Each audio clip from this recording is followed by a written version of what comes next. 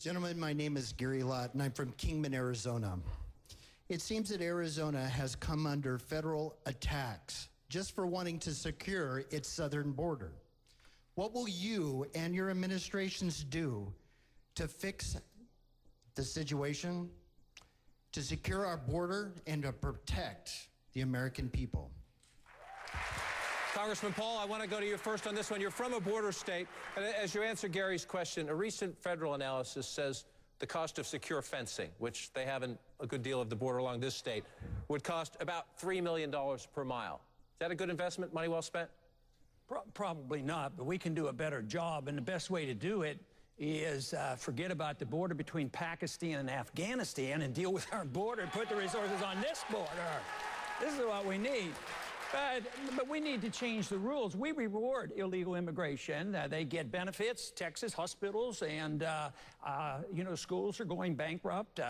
The restraints on the states and Obama's restraints on the states to do with it. Why isn't, if an illegal comes across the border and they go on private property, why isn't that trespassing? And why don't you have the right to stop it?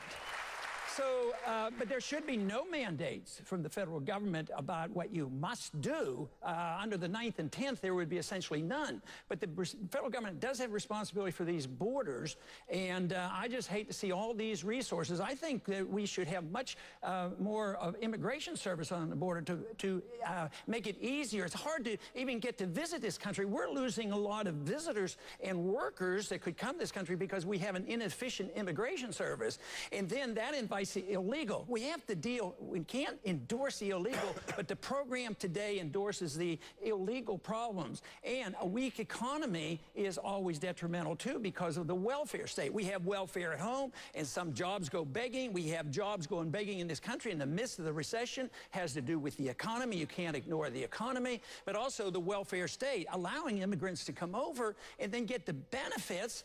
If you subsidize something, you get more of. So there's a lot we could do and we should do, and certainly this president is not doing a very good job. Mr. Speaker, the fence has been a point of contention in the race, and one of your high-profile supporters, a gentleman who's been up here during this campaign, Governor Rick Perry of Texas, is here tonight. And he said this: if you build a 30-foot wall from El Paso to Brownsville, the 35-foot ladder business gets really good. You signed a pledge to construct a double fence. Why is Governor Perry wrong? He's not wrong. They'd have to have two 35-foot ladders because there's a double fence. Look, the fact is I helped Duncan Hunter pass the first fence in San Diego when I was Speaker of the House. San Diego and Tijuana are the most densely populated border. It turned out it worked. It worked dramatically. Duncan Hunter will be glad to testify, as former chairman of the Defense Committee, how much it worked. However, it stopped. It stopped in part because there was a wetlands. It turned out none of the illegal immigrants cared about wetlands policy. Then you had to go and build around the wetlands, which we did. The further we have gone with the fence, the fewer the people have broken into California. Now, the thing I was fascinated, though, John, is you quoted a government study of how much it would cost. That's my earlier point.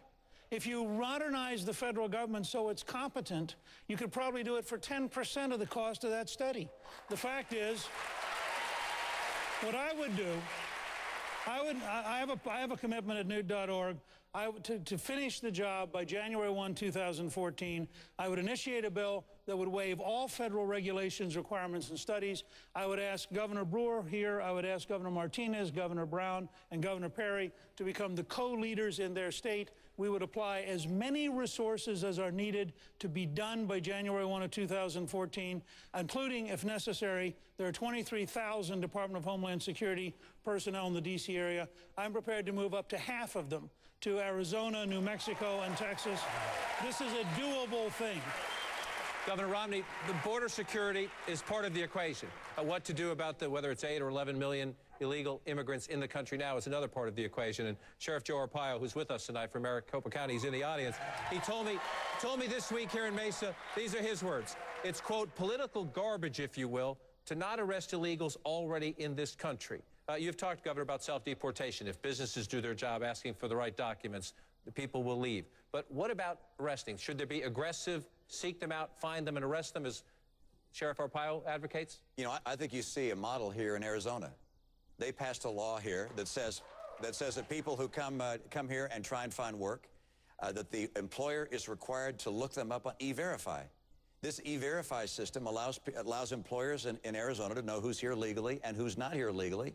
And as a result of E-Verify being put in place, the number of people in Arizona that are here illegally has dropped by some 14%, where the national average has only gone down 7%.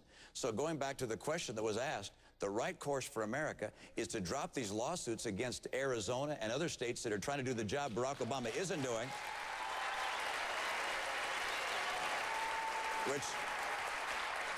and I will drop those lawsuits on day one. I'll also complete the fence. I'll make sure we have enough Border Patrol agents to secure the fence, and I will make sure we have an E-Verify system and require employers to check the documents of workers and to check E-Verify. And if an employer hires someone that has not gone through E-Verify, they're going to get sanctioned just like they do for not paying their taxes. You do that, and just as Arizona is finding out, you can stop illegal immigration. It's time we finally did it. Senator Santorum, we've had the conversation about the border and the fence. Governor Romney talks about E-Verify, making sure businesses are doing their part of the equation. What about the individual? You said in our last debate, employers should be sanctioned. As Governor Romney just said, if they hire illegal immigrants, about a quarter of all workers in private households are undocumented. What about the homeowner who hires somebody as a household cleaning worker, as a nanny perhaps? Does that person, if you're going to be consistent, have enforcement across the board, should that person be sanctioned? I'm not going to require homeowners to do E-Verify. I think that's one step too far. But I think what we need to do is to give law enforcement the opportunity to do what they're doing here in Arizona, what Sheriff Arpaio was doing here before we ran into some issues with the federal government, which is to allow folks to enforce the law here in this country, to allow people who are breaking the law or are suspicious of breaking the law to be able to be detained and deported if they're found here in this country illegally, as well as those who are trying to seek employment. This is enforcing not just upon the employer, but on those who are here illegally and trying to do things that are against the law, like seeking employment here. It's a tough policy question, obviously, and this state has been part of the driving force. It also becomes, especially for four gentlemen who would like to be the next president of the United States, it's a difficult political question in the sense that the Latino population is the fastest growing demographic in our country, and some Republicans, Marco Rubio, for example, a senator from Florida that all of you have complimented, said could be a leading force in your administration if you're elected. He said this recently. He says he worries that some of the rhetoric used by Republican politicians on this issue has been harsh, intolerable, inexcusable. Mr. Speaker, is he right? I don't know who he's referring to, so I'm not going to comment in general on a statement. Is there somebody somewhere who's done that? Sure. Was it also intolerable for President Obama to go to El Paso and make a totally demagogic speech in which he fundamentally, I mean, the great failure here, I voted in 1986 for the bill which was supposed to solve all this, which Ronald Reagan signed. And in Reagan's diary, he says, I signed this bill because we have to get control of the border and we have to have an employer sanction program with a guest worker program.